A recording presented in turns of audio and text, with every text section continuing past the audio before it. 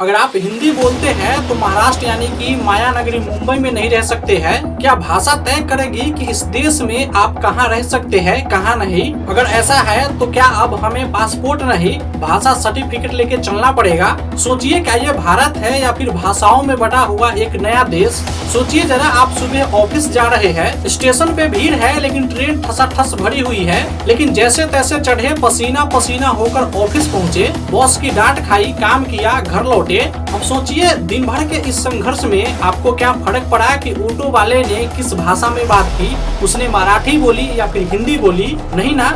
लेकिन राजनीति में फर्क पड़ता है। उन्हें फर्क पड़ता है कि आप कौन सी भाषा बोलते हैं, क्या खाते हैं, कहां से आए हैं और किस राज्य से है। क्यों? क्योंकि इससे वोट मिलते हैं। इसलिए आज बात करेंगे हम उस मुद्दे पे जो हर कुछ सालों में गर्म होता है, यानी कि भाषा की लड़ाई, जो अभी मुंबई की सबसे गर्म मुद्दा बना हुआ है। क्या कभी आपने ऐसा सुना है कि कोई पान वाले आपसे बोले कि मराठी बोलता है क्या? नहीं तो फिर पान नहीं मिलेगा। या फिर कोई ऑटो वाला कह दे कि हिंदी बोलेगा तो नहीं ले जाऊंगा। नॉर्मली तो ऐसा नहीं होता, लेकिन कुछ राजनीतिक भड़काने वाले ऐसा माहौल बना रहे हैं जैसे ये नॉर्मल है। आज महाराष्ट्र में ऐसे बैनर लगते हैं, हिंदी वाला बाहरी है, अगर मराठी नहीं आती तो महाराष्ट्र छोड़ दो। भाई ये कौन सी बात हुई? क्या महाराष्ट्र भारत का हिस्सा नहीं है? क्या यहाँ आना किसी विदेशी देश के बॉर्डर पार करना जैसा है? अब जरा गौर कीजिए, महाराष्ट्र मतलब शिवाजी महाराज की वीरता, महाराष्ट्र मतलब गणपति बप्पा की धूम, और महाराष्ट्र मतलब माया नगरी मुंबई, जहाँ सपने पूरे होते हैं। यहाँ सिर्फ मराठी नहीं,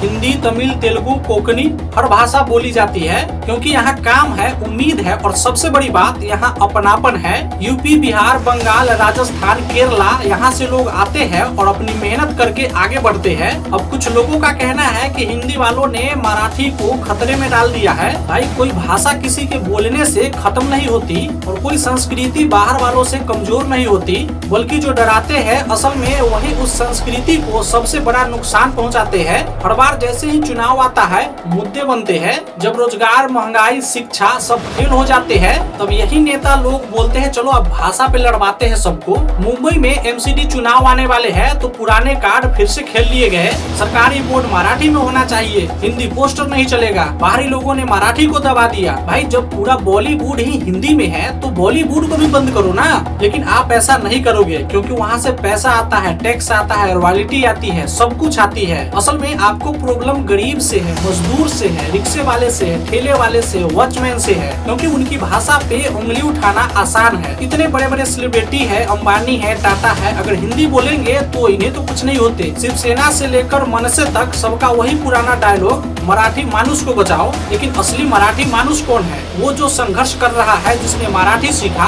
अपनाया और मुंबई को अपना घर बनाया। पर नेताओं को चाहिए इमोशनल मुद्दा, क्योंकि पेट, बिजली, पानी, सड़क, नौकरी, इनका हल तो उनके पास है नहीं, वो भाषा को ले आते हैं। अब आंकड़ों की बात करें तो महाराष्ट्र में 68% लोग मराठी बोलते हैं, बाकी 32% में हिंदी, तमिल, तेलुगु सब भाषा आते हैं। मुंबई में हिंदी ज्यादा चलते हैं क्योंकि हर कोने से लोग यहाँ आते हैं, लेकिन मराठी आज भी ताकतवर है। मराठी सीरियल्स टीआरपी पे टॉप पे होती है। गणपति, नवरात्रा, शादी ब्याह सब मराठी में ही होती है। तो डर किस बात का? असल में डर नहीं है, डर दिखाया जा रहा है, वो भी जानबूझकर, ताकि आपस में झगड़ा हो और नेता वोट काटे। असली लड़ाई भाषा की नहीं है भाई, असली लड़ाई है रोजगार की, पेट की भूख की, महंगाई की, सरकारी सुविधा की, भ्रष्टाचार की। लेकिन इन मुद्दों पे नेता के पास बोलने के लिए कुछ भी नहीं है, क्योंकि सालों से यही चीजें बिगड़ी हुई है। तो वो आपको आपस में भिड़ाते हैं, तू मराठी वाला, तू हिंदी वाला। आखिर में पिसता कौन है? जनता पिसता है।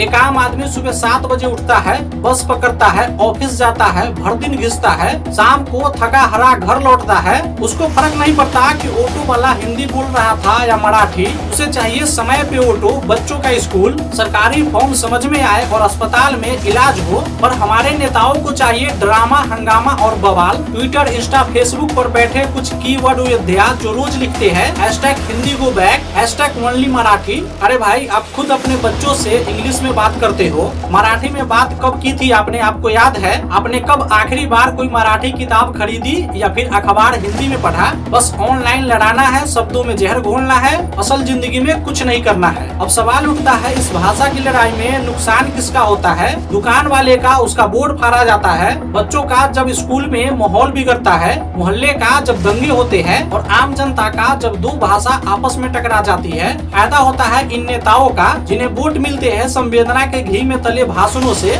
बात अगर समाधान की जाए तो हर सरकारी दफ्तर में मराठी होनी चाहिए, लेकिन उसके साथ हिंदी और इंग्लिश का भी ऑप्शन होना चाहिए। स्कूल में बच्चों को 3 भाषा सिखाया जाए, क्योंकि भाषा जोड़ने का जरिया है, तोड़ने का नहीं। दुकान, ऑटो, बस, पोस्टर सबको एक साथ चलने दो, क्योंकि भारत विविधता में एकता की मिसाल है। तो अब फैसला आपका है कि आप भी इस भाषा की राजनीतिक में बह जाएंगे या मिलकर एक ऐसी सोच अपनाएंगे जहां मराठी हो गर्व की बात, हिंदी हो अपनापन की बात और इंग्लिश हो नौकरी की जरूरत। याद रखिए, भाषा से जुड़िए, भावना से सोचिए और इंसानियत से चलिए, क्योंकि अंत में हम सब भारतीय हैं और भारतीय होने पे हमें गर्व होना चाहिए। तो दोस्तों, आप किस भाषा से जुड़े हैं? या आपको कभी भाषा के नाम पे रोका गया, या आपको कभी ऐसा महसूस हुआ कि आपकी भाषा के कारण आपको नीचा दिखाया गया? नीचे कमेंट में जरूर बताइए। और ये वीडियो अच्छा लगा हो तो लाइक करिए, शेयर करिए, ताकि हर कोई समझे ये लड़ाई हमारी नहीं है, हमें लड़ाया जा रहा है। इस वीडियो में फिलहाल इतना ही। मिलते हैं किसी दूसरे टॉपिक के साथ, तब तक अपना ख्याल रखिए।